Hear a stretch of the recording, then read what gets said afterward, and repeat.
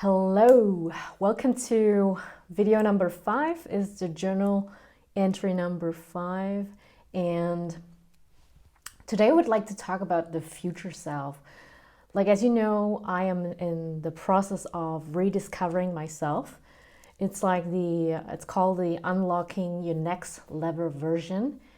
And as you know, in the former videos, I talked about the past self, and then I went into the present self, and now today I've done the exercise of doing or thinking about the future self, which was very, very interesting for me to do this exercise, because it's kind of like you have to be like a visionary and you have to kind of go deep into yourself, like a meditative level, to visualize yourself in maybe 3, 5 years, or maybe 10 years even. And it's very interesting. I don't know if you ever have like done this vision thing before. I've done this before when I had this experience with my first mentor. She was a German mentor. I kind of like not remember her name anymore. I think it was Leah.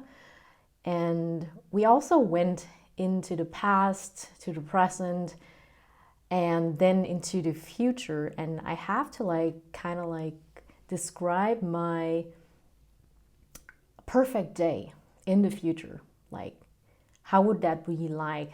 What did I smell? What did I see? What did I even feel? And that was kind of interesting. This exercise is slightly different because it's more like thinking, what are you now and who do you want to be in the future? And that was, I don't know how to describe it. It was kind of hard for me to think of my future self. I mean, I have done meditation before, where I have to jump into do quantum jumping, jump into my future self and talk to my future self, which was also very interesting. I had a real conversation in my meditation with my future self, and she was telling me things that I couldn't really believe that my future self could look like that or could say to me like that. And yes, and that was pretty interesting. You should try it out. So today it's about the next level version. The first question is what do you want to be? What do you want to have? What kind of success things that would give you the feeling that you have accomplished something? As I was reading this question, I was like, okay, am I too materialistic? The lower self starts talking again. Am I too materialistic if I just mention things that I want to have, like a big house, my own company, my own podcast show?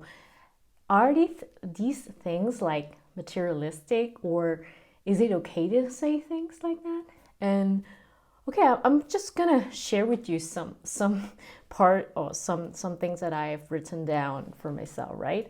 I've written down, so what would make me feel accomplished or fulfilled is having my own business, writing books. I have written books. I have my own house, my own podcast show, students from all over the world, audience from all over the world, learning platform, application for students, expanded van. I like vans, and especially in German we would say ausgebaute van. In English, I couldn't find anything similar or what do you say? Similarly to this one is more expanded van, and expanded it's not the expanded thing. You know what I mean? Doesn't matter. So my dream car is Audi Q8, S-Line, a house in Thailand near the beach, house for my family. So these are things more private things. I began with thinking about a business, thinking about what kind of what would show that I have accomplished, I've reached my goal, right? I'm successful. So these are the things that I think if I have this successful show, I'm like successful. And the other things is like more like a bonus or something like that for me. Yes, so these are, and of course, enough resources, time, and money for providing for my family. So, what do you want to be? Like, to be the next level version. That was kind of interesting too to answer this question actually, because I have to be like, go deep into myself and like thinking about adjectives or adverbs that would describe my future self, which is, for example, I want to be. I use the want because I want to be a proactive person, and I'm very aware of what kind of language I use. So that's why I said I want to be instead of like I need to be, right? I need to be like I must be something, and it feels like not my choice, and that's why I chose to say I want to be. So what I want to be is I want to be innovative.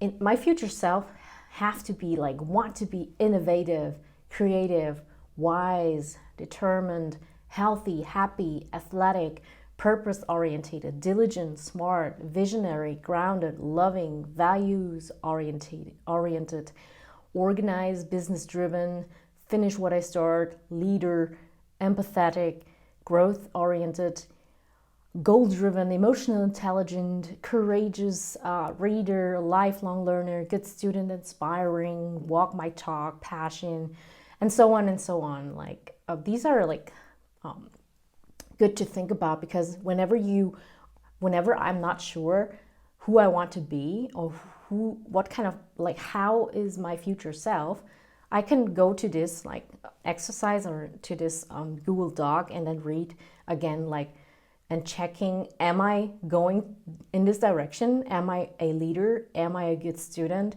Like I can ask myself these things, right? Am I optimistic right now, or am I the opposite of optimistic? So is a very good exercise, I think, to do and to be aware of who do you want to be, who do I want to be. And then I did like an extra thing, like I wrote down like identity-based to be version, which is business person, entrepreneur, high impact coach, investor, leader, speaker, author, mentor, family-oriented person, athlete, martial artist, pilot. These are the things that I want to be. These are more like identity-based. Okay, and the next thing is like to do. Like, okay, what the person that I want to be, what are they doing? And I don't know if you have watched my video. It was like months ago. I did this video with be, do, have. And this is exactly the same exercise I would say that is based on these be, do, have thing. Like remember when I said, if you want to change an identity or you want to change something, transform, you need to think be, do, have way. Like be something first and then have the things, do the things that this person or this identity would do, and then have the things that these people would have. For example, here's an example as well, like be a high-ticket entrepreneur. Like they do what a high-ticket entrepreneur would do, and then you have like the impact and the success of the high-ticket entrepreneur or a high-impact coach would have. Like this is be, do, have thinking. And the last exercise that I did is, it's actually what did they do? Actually, I went into the things I've written down before, and then I just turned them into verbs, which is, for example, I am brave. I stand for my values. I make win-win-win decisions. I think with a creative mind. I meditate. I do everything to keep my body, mind, so healthy and clean. I do whatever makes me happy. What makes me happy. I think positively. It's more like active things, like do things. I make smart decisions. I start doing things with a goal in mind. I inspire people. I close people. I lead people. I am a role model. I learn from anyone. I exercise every day. I'm doing the 1% every day to grow. These are the things the more you get into the doings. Yeah. I think it's really smart to do it this way because you have to think again about the things that you want to be, and then think about like, how would this people or how would this identity that I have would do? Like, what would they actually do exactly? So the more exact it is, the more specific it is, the better it is. So that you like kind of like aware of, oh yeah, what does a leader do actually? Right? To lead people. It's really easy to say to lead people, but what does it really actually mean to lead people? And I would say to be a role model, to inspire people, and to close people for their transformations, whatever. So okay, I think this is there are other things that I also did, like for example, not to be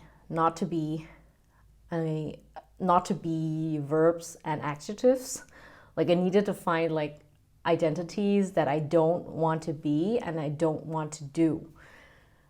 And these was like something like, I don't want to be a procrastinator. I don't want to be mediocre. I don't want to be a reactive person or perfectionist or just a follower. And these are the things that you don't want to be. It's really important too. And I agree that it's really important to do this exercise as well, because you know what you want to be, but you also need to be aware of who you don't want to be or what you don't want to do.